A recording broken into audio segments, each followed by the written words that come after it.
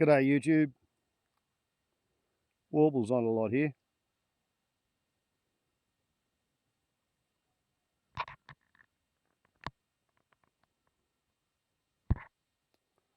As the sun goes down.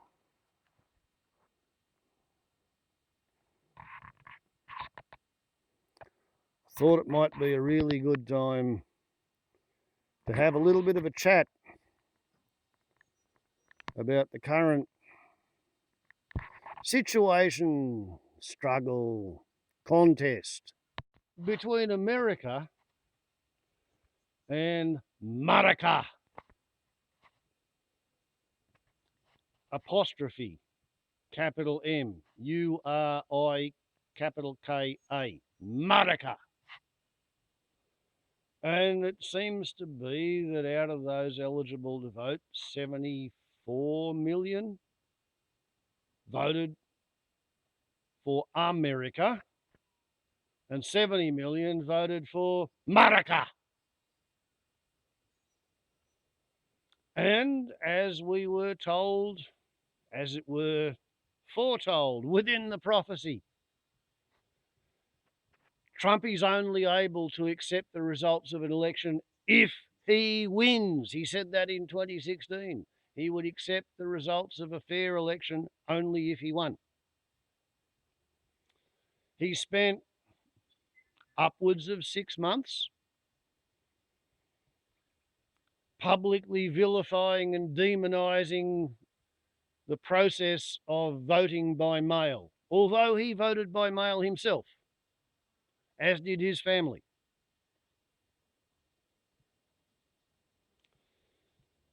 He did everything he could, propaganda-wise, to politicise the SARS-CoV-2 virus and the coronaviral disease 2019, bringing life in the excited status of Norte Americano to the point where wearing a mask was seen as a political statement. Because Trumpy didn't want to acknowledge that COVID was a problem. As I understand it, they're looking at 126,000 new cases per day. I think they had 125,000 new cases diagnosed on election day. Because Trumpy demonised the Postal Service's votes, while as Joe Biden told his voters, go out and vote early, postal vote, absentee vote, pre-poll vote, drop-off vote, do something to get your vote in the system weeks beforehand. May not get counted until the end of election day, but your vote will be there. So Trumpy's decided that he could count on what they called a red mirage. We'll forget about the 1950s and the whole Cold War image of better dead than red, the American slogan that won the Cold War for Ronald Reagan. These days, a red American is a right-wing neo-fascist capitalist. And I say neo-fascist with careful thought. I say that because the definition of a fascist is somebody who has no deep guiding policy apart from the idea that they want to appeal to populism, and they claim that they will lead the people back, in air quotes, to a mythological time of long lost ancestral greatness. The first fascist was Benito Mussolini, who wanted to re-establish a latter-day neo-Roman empire for the Italian state. The next fascist was Adolf Hitler, who wanted to rerun Napoleon's grand tour of conquest of the Russian Empire. Didn't work out well for either of them. Hitler, well, he was a war hero in the First World War. He got a medal for bravery as a regimental runner, demonstrating courage under fire. He was wounded, he recovered, he went back to the front, he was gassed, He was in hospital at the end of the war. He's a bona fide war hero in Kaiser's army. And in the Second World War, Hitler achieved greatness in a way that nobody who fought for the Allies ever did, because Hitler shot Hitler.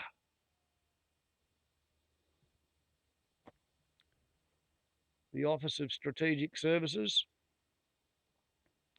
the British SOE, none of them achieved that. The Marquis, the partisans, nobody shot Hitler but Hitler. So he was a war hero twice, two different wars.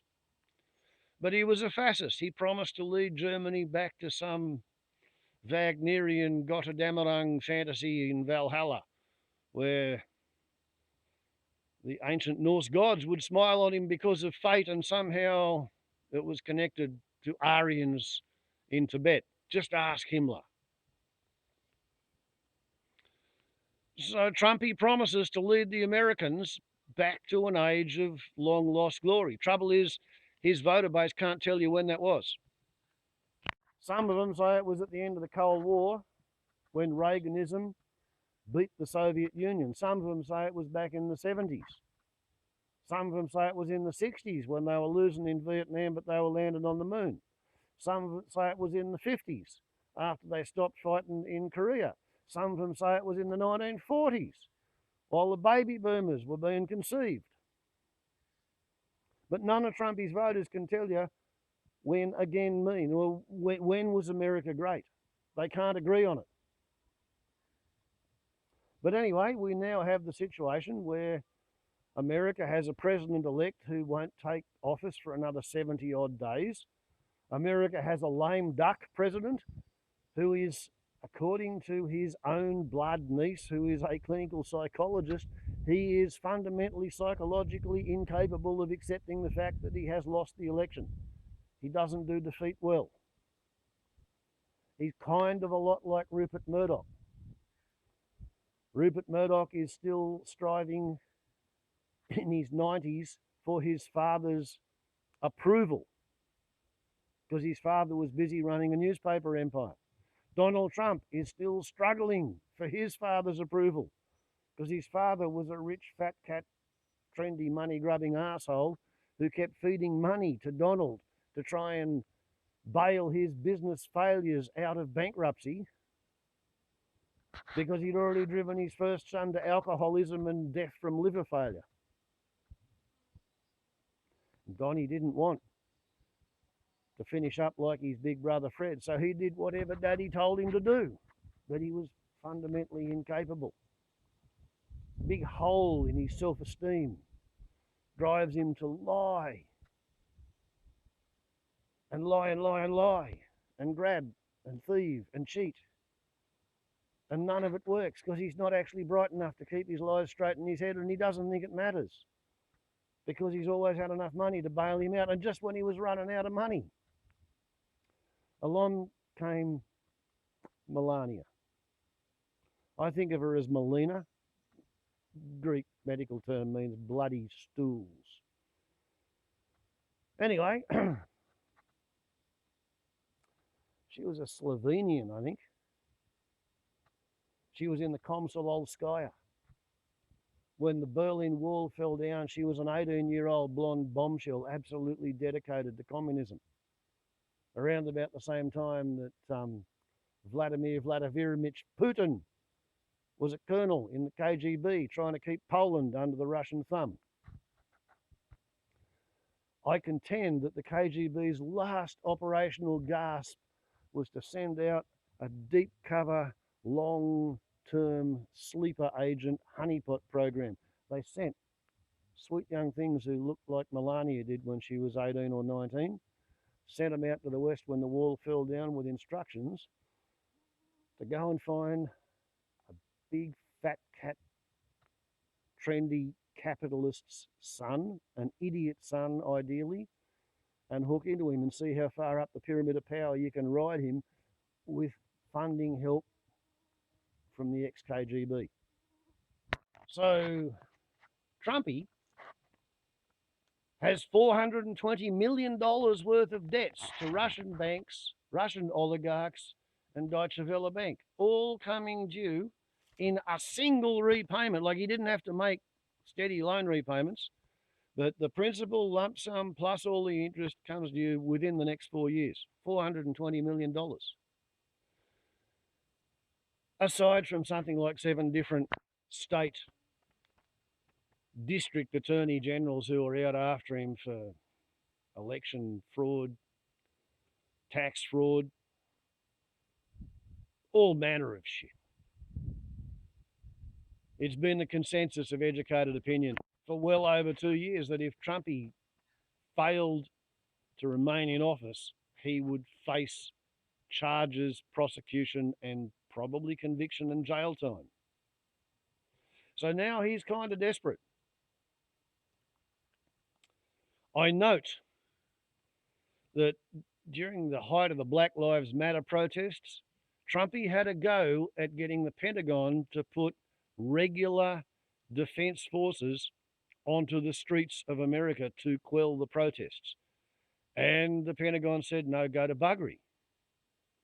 They said it really only under the Extended Patriot Act provisions brought in by Obama can the US regular defense forces be deployed onto US territory against US citizens only in the event of terrorism. Because once upon a time there was a thing called the Civil War in 1860. And since the end of the Civil War, the US military has been prohibited by Congress from deploying on US territory against US citizens. That's why a man called Esper, who was the Secretary of State for Defense, told Trumpy, no, you can't have the US regular forces. So he got some Republicans to bring out the National Guard. He got customs officers, he got border guards, he got FBI, he got Secret Service officers. He got everybody he could out of federal service to go out on the streets and act like a policeman, a secret policeman, a thug, a snatch and grab squad. Because he couldn't get the army to do it. Because the Constitution. Okay, so that Mr. Esper, he's now been sacked today, right now as I speak. Trumpy is trying to set the fire underneath his society, his civilization. He is appointing a politically reliable flunky, somebody who'll do what they're told. This revelation that Esper had been fired as Secretary for Defence, it came mere hours after it was announced that Trumpy had decided he wants to hold rallies so that he can protest at his loss of the election. I don't know, but I suspect the overall game plan here is for Trumpy to choreograph and orchestrate some kind of confrontation between the baked-on hardline supporters for Trump. And here's the problem, there are baked-on hardline supporters for Trump. There are people who voted for Trump not because they were tricked, they voted for Trump because they aspire to become like him. They want to be him. They want to have the access to credit. They want to be rich and ruthless and powerful. And they think that'll make them fat and happy. So my suspicion is that just as I've set off a convection runaway in that burner can, Trumpy wants to set off a rebellious convection runaway within US society. He wants to call his disgruntled Trumpletonians together. He wants to run mass gathering rallies. And if nobody will shoot at him on the stage, he may pay one of his militia devotees to put a couple of rounds in the stage around his feet. Anything which can be used, sort of like the burning of the Reichstag, in order to justify the declaration of a state of emergency and a suspension of the Constitution and a revocation of all civil rights. Now, whether he'll revoke the civil rights only of Democrats or whether he'll revoke the civil rights of all Americans remains to be seen. But the point is, the reason Trumpy has no problem with acting undemocratically is because he figures that the Democratic Party are his enemies. They are the people who want to take him out of office, and that means they're the people who want to put him in jail. He has no respect for democratic traditions. He has no respect for the principle of democratic government because the Democrats are his enemies. He knows that. That's why he shimmies up to dictators all over the world. Hurdy-gurdy Erdogan.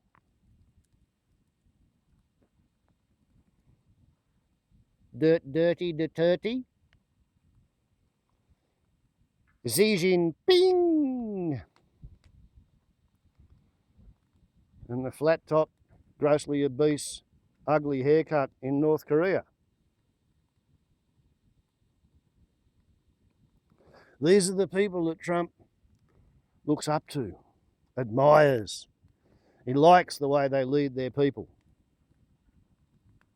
So my theory is that as long as he can provoke some kind of a violent confrontation, altercation, probably as a result of or in the course of his rallies to protest against the fact that he lost the election, and he can't imagine losing the election, so therefore his supporters can't imagine him losing the election, so thus and because the election must have been rigged. Surely, that all stands to reason. That's when he will declare martial law, suspend the Constitution, and in the fullness of the time, he will proclaim the everlasting dynastic kingdom of Trumpletonianism in the excited status of Norte armed Americano, where the people of dim damn dumb Fuckistan will be expected to do as they're told. Now, how many of the people of Norte armed Americano will go along with these plans? I don't know. I have no idea at all whatsoever. But I know that a bunch of them will. 70 million of them voted for him. There are 320 million Americans, 25% of them own at least one firearm, 75% of Americans own no firearms. So that means the average American firearm owner has at least 4. Or maybe perhaps, there's 4 or 5 of them who've only got one gun each, and then there's one at the end of the street and he's got 15 or 20 of them. But they have been stockpiling ammunition and not practicing with it because they're keeping it ready for the day. They honestly believe that their Second Amendment was written with the intention of enabling the population to rise up against their own government if the government became tyrannical in the way that the British government had become tyrannical and the United States rebelled against government from London, against King George. Not being a card-carrying member of the National Rifle Association, I don't actually take that view. I take a bit more of a nuanced underconstumbling, where as far as I can make out, the idea of a well-regulated militia, as mentioned in the US Second Amendment to the Constitution, it referred to the idea that they had no national army. I don't know what they had in the way of naval forces, but they didn't have an army. So therefore, they expected pretty much every adult male to be competent with flintlock muskets, .75 caliber Brown Bess, which was, coincidentally, not only the standard US hunting firearm at the time, but it was also the standard British Army military firearm at the time. So there was no disconnect between the idea of civilians keeping a gun in their cupboard for use around the farm, for hunting, for putting down a horse with a broken leg or killing a pig in order to eat it, and occasionally being called on by the government in order to defend the borders. I mean, who are they going to defend the borders against in a land war context? Mexico, perhaps. Canada, maybe. They didn't expect to have to use their well-regulated militia, but they wanted it to be there. It's the sort of, the Second Amendment is the same sort of law as the one which remains on the books in England, which requires every man over the age of 16 to put in 4 hours practice per week with a longbow, just in case they need to go and archerise the irritations of the Frenchmen. So there's a lot of guns in America. I have no idea how many Republicans versus Democrats have guns. But I figure there's plenty of both who've been in the military. There's plenty of both who are unemployed and bored. They have this setup whereby the National Guard in each state comes under the command of the state governor. And the US National Guard, because it's supposed to be able to go onto the battlefield and relieve the Pentagon's regular military forces, the US State National Guard, they have jet fighters, they have tanks, they have attack helicopters, they have transport helicopters, they have artillery, they have surface-to-surface rockets, as well as shitpots full of infantry and armoured personnel carriers. If the state governors choose to order their state National Guard units within their boundaries to resist Trumpletonians accepting pentagonal hemorrhoidal orders from Washington, you're going to have the hell of a big shit fight over there. And then just for the fun of it, a week ago they had their election. As I understand it, 40% of all votes in their election were cast in person on election day at the ballot box. 70% of those 40% were for the Republican Party. The Republicans don't wear masks. They don't practice social distancing. The Democrats most often voted by mail. The ones who did vote on the day, they practiced social distancing and they wore masks because the Democrats accept science. Unlike the Republicans. The Republicans, they prefer to believe in their feelings, and their feelings are that they can't possibly accept the science because the science says that for generations of their ancestors, they've been on the wrong track. For generations of their ancestors, they have been digging and burning coal, drilling and sucking up and burning oil and gas, chopping down forests, over-harvesting fisheries. Their agriculture has consisted of applying oil to the soil in order to increase the harvest. They have thereby created erosion, salination, desertification. They don't want to look at it because it's fucking painful to realise that you've wasted your lifetime making shit get worse. I may not be rich, but I haven't made much shit get worse. There is that. It's not a big thing. It's not a big thing at all, but I feel it's kind of bigger than nothing. Trumpy has, in a very similar way to the way that our ex-Prime Minister Tony Abbott did, Trumpy has deliberately appealed to the people who want to think of themselves as being conservative because to them that means keeping everything the same, despite the fact that in order to conserve something, you have to not destroy it.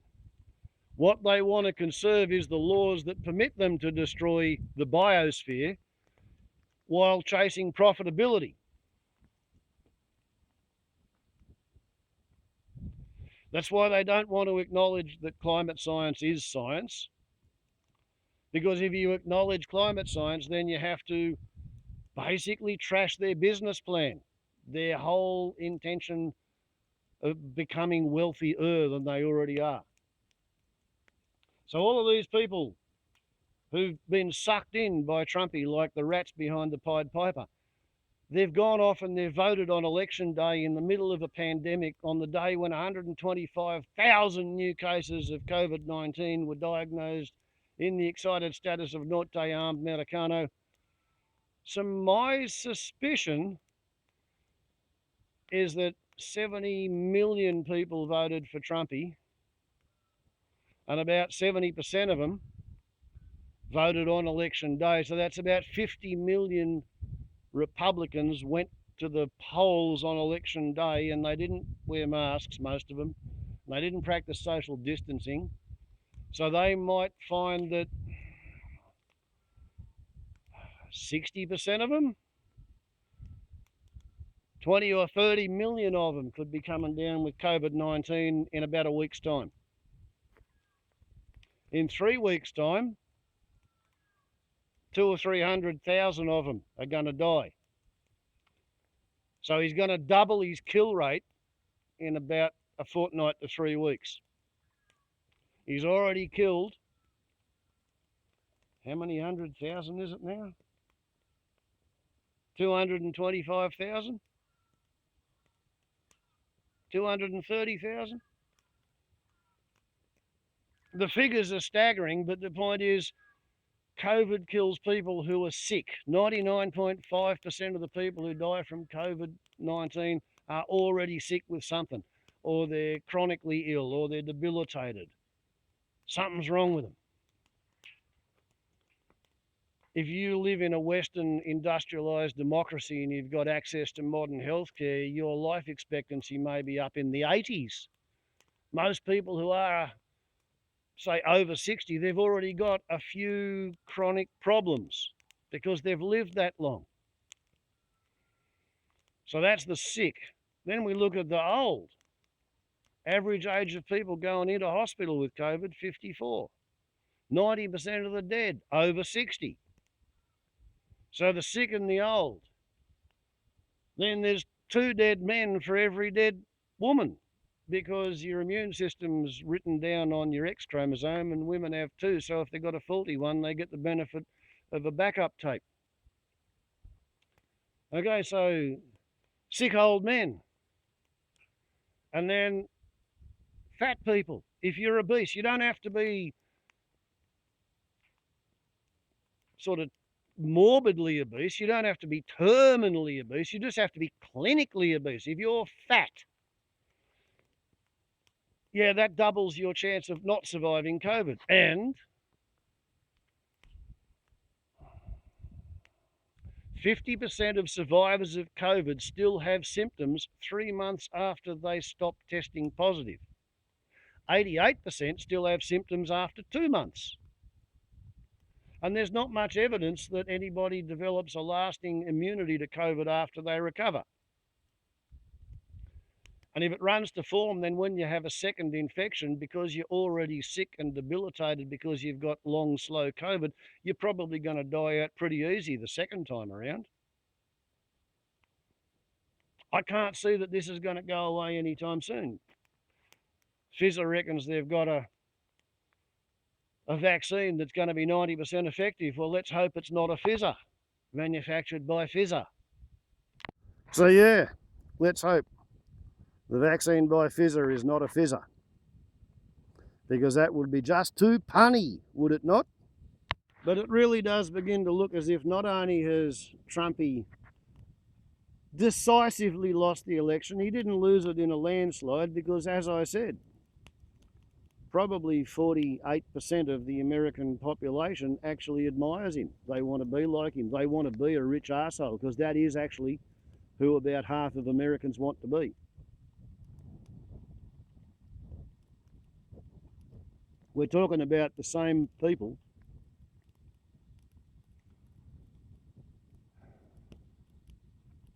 who invaded and occupied Iraq again because of weapons of mass destruction that did not exist. We're talking about the people who gave the green light to Saddam Hussein and said it's okay, America is not interested in minor internecine border disputes among its Arab client states. And then when Iraq went into Kuwait, the US suddenly conjured up a global coalition consisting mainly of NATO countries, and they went into Iraq and they fired off their entire accumulated anti-communist stockpile, which would otherwise have sat in their armories for decades. And therefore, instead of their armaments industry being out of work, they were spending the peace dividend that everybody used to talk about on bettering society, schools, hospitals, roads. No. All that money had to get spent on building better weapons to improve on the stuff that didn't work quite right in Operation Desert Storm. We're talking the same bloody Americans who conducted B-52 bombings of Hanoi for Christmas 1972. We're talking about the Americans who didn't make Lieutenant Kelly go to jail for the massacre at My Lai. We're talking about the Americans who went to war in Vietnam because 2 dolphins were not actually communist torpedoes in the Gulf of Tonkin in 1963. We're talking about the Americans who Australian servicemen fought against in the Battle of Brisbane, where an Australian police officer died on the end of a shotgun wielded by a US military policeman. There were brawls on a similar scale in New Zealand. There were brawls on a similar scale in the United Kingdom, because when it all boils down, half of the Americans are bloody nice people. The other half are total fucking arseholes.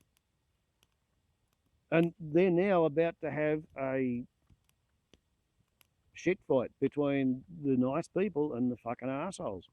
The self-centered, bloody-minded, murderous arseholes who don't care who they have to kill overseas, where, when, why, or what for, as long as they can be relatively assured of a comfortable life, living high on the hog, consuming the best the world has to offer, back in the excited status of naught-day armed Americano. And that's what they thought Trumpy was offering them.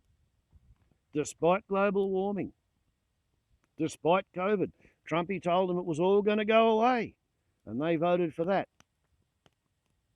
And my honest belief is that he's going to stir those dickheads up and incite them to riot, and once they riot and anybody stands against them, he will then declare a state of emergency, impose martial law, and that's the fucking end of your American democracy and the Democrats and anybody else who disagrees with Trump.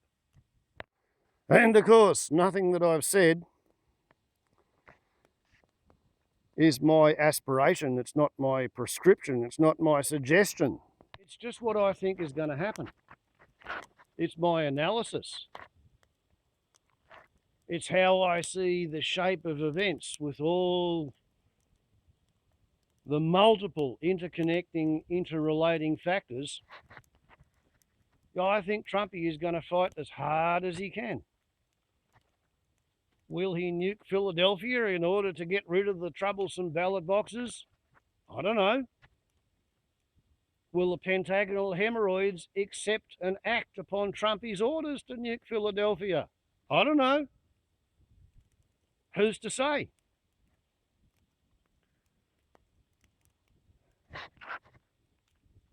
What are the likelihood of everybody in America waking up tomorrow morning and deciding that they want to be pacifists and vegetarians and sit down and talk out their differences and then spend the rest of their life attempting to do as little damage to the biosphere as possible and trying to repair what's left of it. Because that's what I would rather happen. That's me druthers. What I would rather happen. Me druthers. Do I think it's what's gonna happen? Shit, no. No, I think the Americans are gonna proudly arm themselves against their next door neighbours and they'll kill each other for being zombies. Because when it's all said and done, in America, the definition of a zombie is anybody who looks slightly unsheveled, dishevelled, unkempt.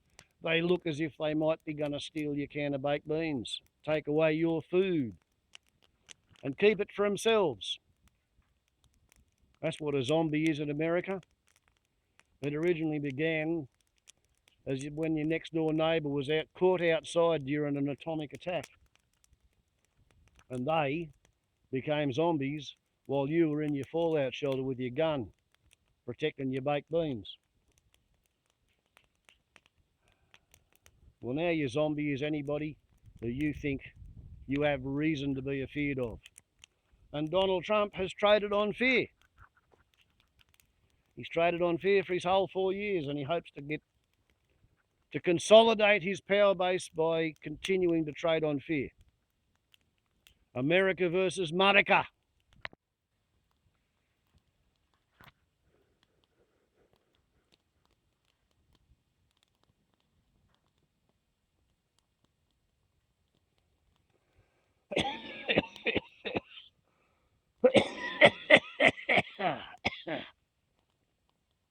And when it's all said and done, as it says in the song,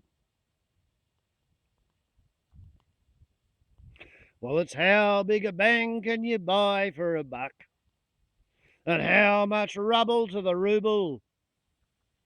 The missiles, my friends, they're pointed to the skies, and answers will follow close behind. Well, it's how many feet will we live underground and stay there for how many years? The missiles, my friend, they're pointed to the skies, and answers will follow close behind.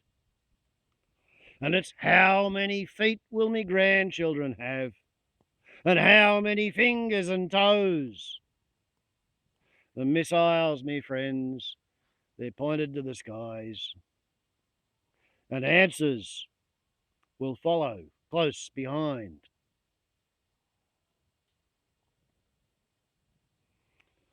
How big a shit fight can prissy dance Donald J. Trump generate if he puts his mind to it and the patriotic little dick-headed pentagonal hemorrhoids choose to obey? That's the question, to which nobody knows the answer. Fascinating, isn't it? And then, of course, there is actually another question worth asking all the constitutional scholars, the lawyers, the people who know things. Given that COVID-19 hits old people, given that Trumpy's old and Biden's older, given that we got 70-something days between now and the 20th of January before Biden can be sworn in,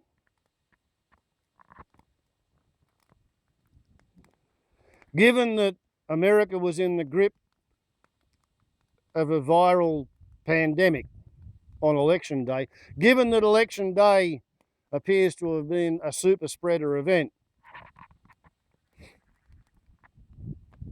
what's the game plan if Joseph Biden catches COVID-19 or catches SARS-CoV-2, develops COVID-19, and then what if Biden expires before he's inaugurated?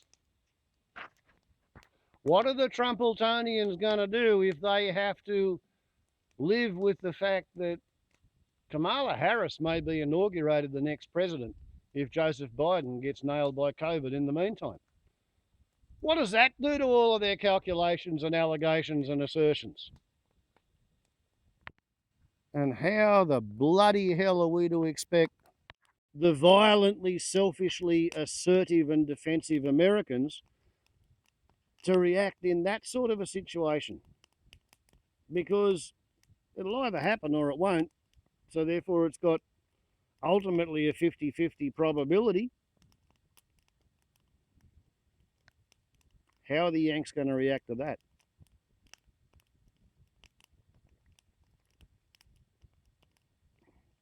And what are we, the rest of the 8 billion, sitting back here on the other side of the world? What are we supposed to do about it? We didn't vote for the bastard, but we're stuck with him. If Trumpy decides he wants to start throwing atomic mushroom clouds at anybody at all, whoever he fights with, assuming he's got the balls to fight with somebody who's also got atomic mushroom clouds at their disposal, anybody who wants to pick a shit fight with the excited states, they are absolutely bound to hit Maralinga, about 1,000 miles to my west. No, not Maralinga, Pine Gap. Maralinga was where we got the fallout from in 1963 when Queen Elizabeth nuked Australia last time. Great stuff, being a Commonwealth Dominion. Makes me a domino. Yeah, I'm supposed to stand up in a neat line and then fall over when somebody pushes on the end of the road.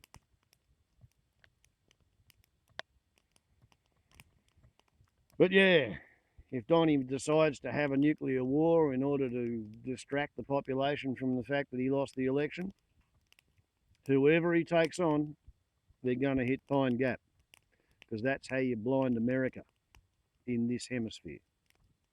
Everywhere from Cape Town to Vladivostok.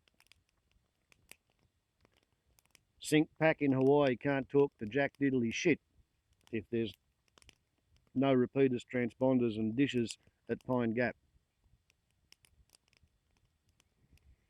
So it sort of matters to us here in the 52nd state what the fuck's going on in America, but there's nothing we can do about it.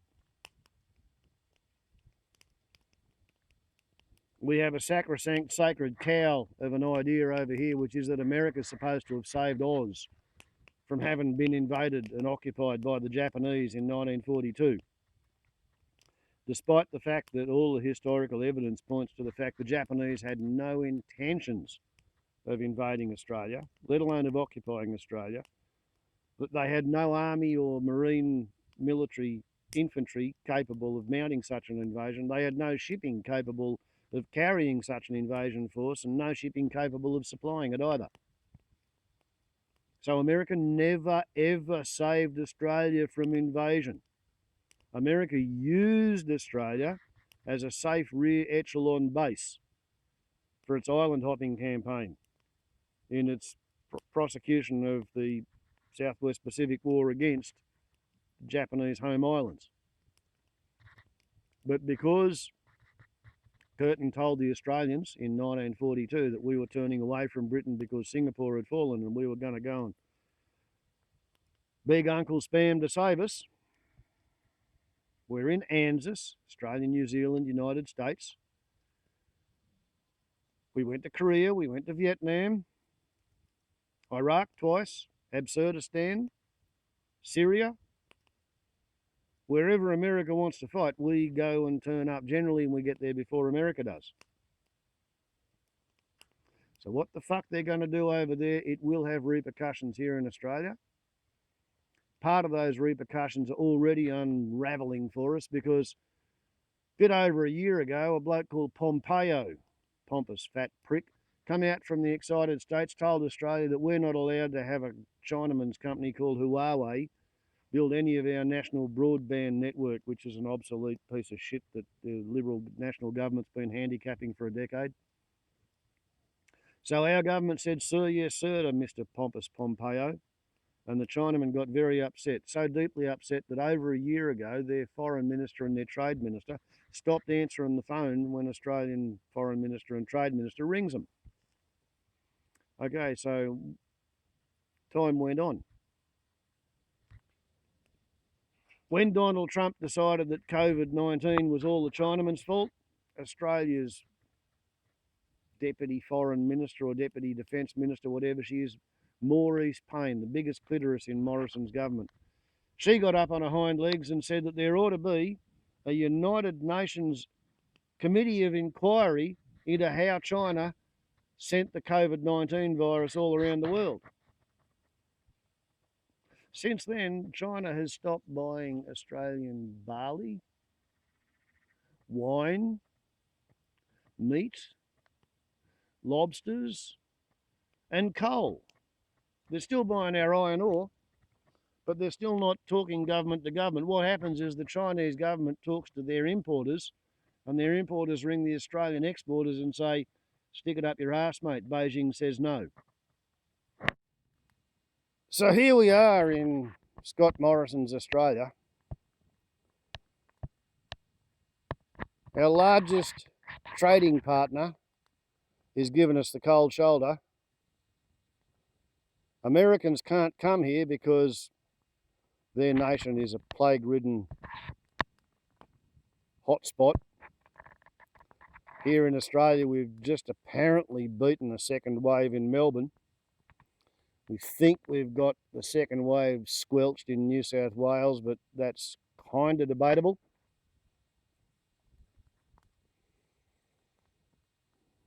We've offended our greatest trading partner for the benefit of sucking up to the Americans, and the Americans are about to implode.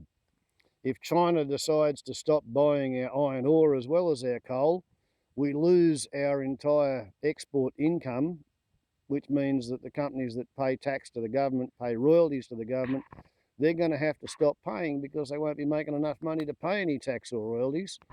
And that means Australia's on the point of sending itself bankrupt by sucking up to the Americans.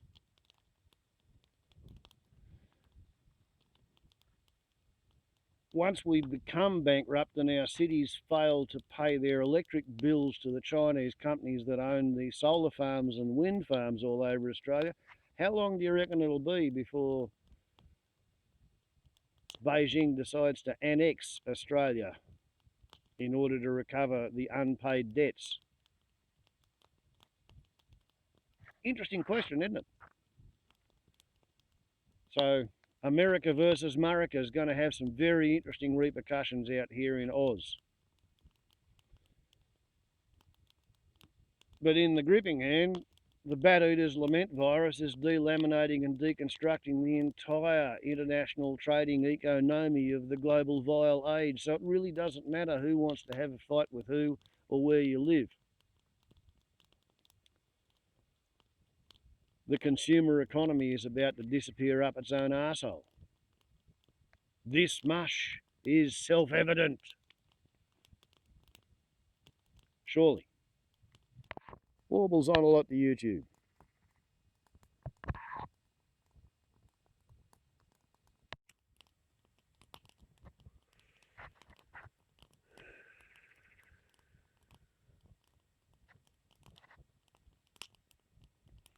Ciao.